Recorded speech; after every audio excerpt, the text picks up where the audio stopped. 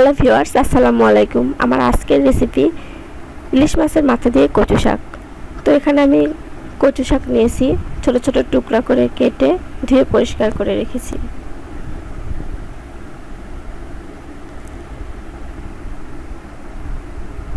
কচু শাকটা আমি ঠিক এমন করে কেটেছি, এর থেকে একটু বড় বা ছোট করেও কাটা যায়।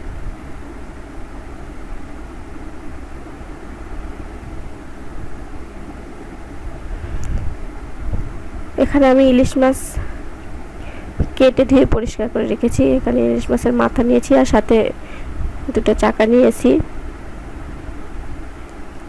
কচু শাক রান্না ইলিশ মাছটা একটু বেশি হলে খেতে অনেক ভালো লাগে। আরও নিয়েছি ডাল। এখানে আমি ছোলার যে ডালটা হয় সেই ডালটা নিয়েছি। কচু শাক ইলিশ মাছ দিয়ে রান্না খেতে এমনিতেই অনেক ভালো লাগে, আর ডাল দিলে আরও বেশি ভালো লাগে, তাই আমি এখানে ডালটা দিয়েছি।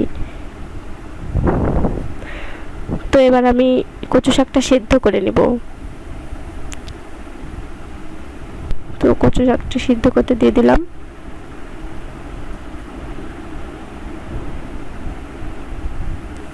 এখানে আমি সামান্য পানি দিয়ে দিলাম।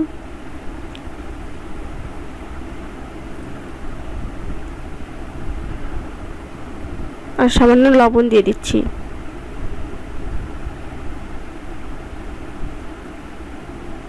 এবার ঢাকনাটা দিয়ে দিলাম। এদিকে ডালটাকেও সিদ্ধ করে নিতে হবে, তাই ডালটাকেও সিদ্ধ দিয়ে দিলাম।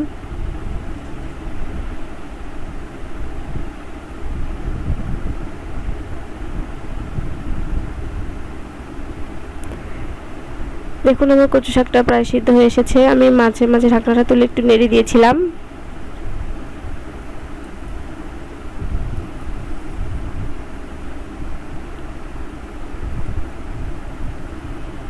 দেখুন আমার কচুটা অনেক ভালো সিদ্ধ হয়ে গেছে। এবার আমি এটাকে ঢেলে নেব। তো এবার আমি রান্নায় চলে আসলাম। এখানে আমি কড়াইয়ে 3 টেবিল চামচ পরিমাণ তেল দিয়ে দিয়েছি।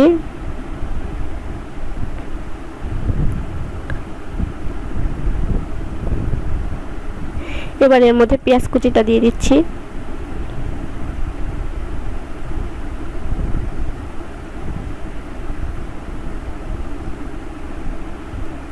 নেড়ে দিচ্ছি।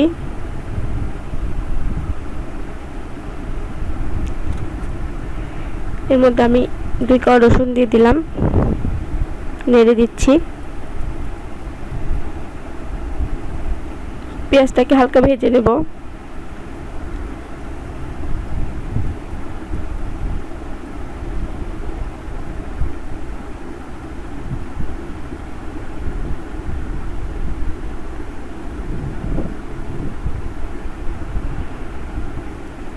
এবার এর মধ্যে সামান্য জিরা দিয়ে দিলাম, গোটা জিরা।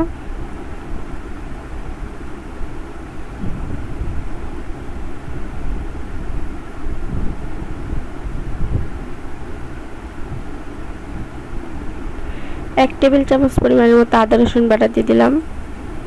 নেড়ে দিচ্ছি।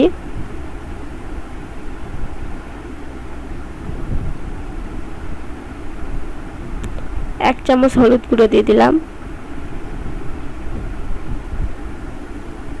নেড়ে দিচ্ছি। 1 চামচ মরিচ গুঁড়ো দিয়ে দিচ্ছি। রান্নায় ঝালটা আসলে স্বাদ মতো দিতে হয়। কেউ অনেক ঝাল খেতে পছন্দ করে, কেউ কম, তাই স্বাদ অনুযায়ী ঝাল দিতে হবে।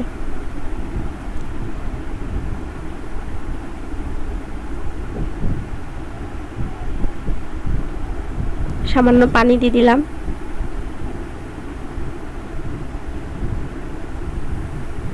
নেড়ে দিচ্ছি। এভাবে মশলাটা কিছুক্ষণ কষাবো।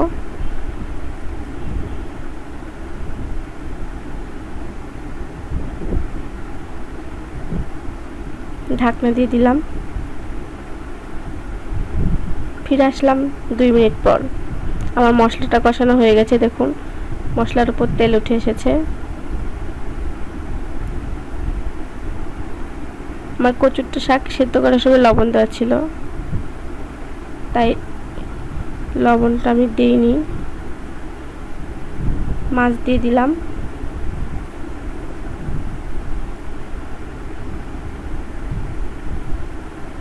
এবার হালকা নেড়ে দিচ্ছি। আপনারা ভাবছেন মাছে লবণ কিভাবে ঢুকবে, মাছটা আসলে কচু শাকের মধ্যে ভেঙে দেব, ওভাবে লবণটা ঢুকে যাবে।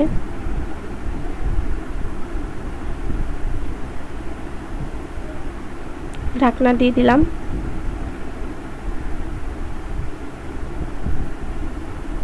ফিরে আসলাম 2 মিনিট পর।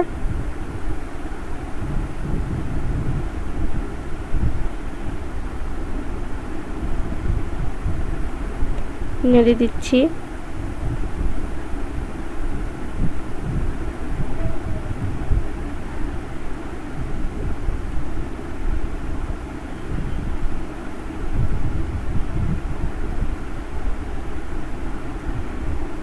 মাছগুলোকে ভেঙে দিচ্ছি। এবার আমি কচু শাকগুলো দিয়ে দিলাম। কচু শাক মাছের সাথে ভালোভাবে মিশিয়ে দিচ্ছি।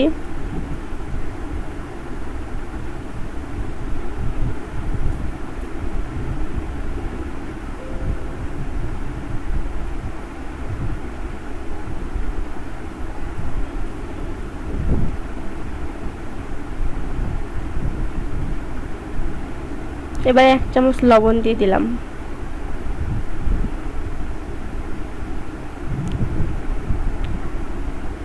আর 10টা রসুনের কোয়া দিয়ে দিলাম। ভালো করে নেড়ে দিচ্ছি।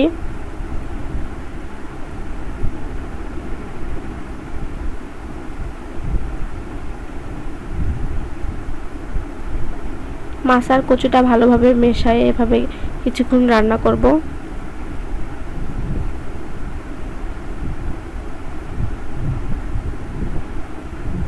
এবার এই সিদ্ধ করা ডালগুলো দিয়ে দিলাম।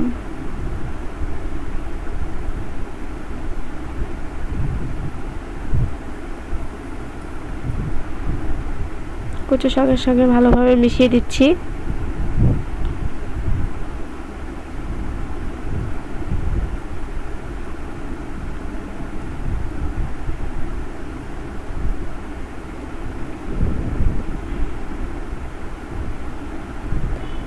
আমার রান্না হয়ে গেছে।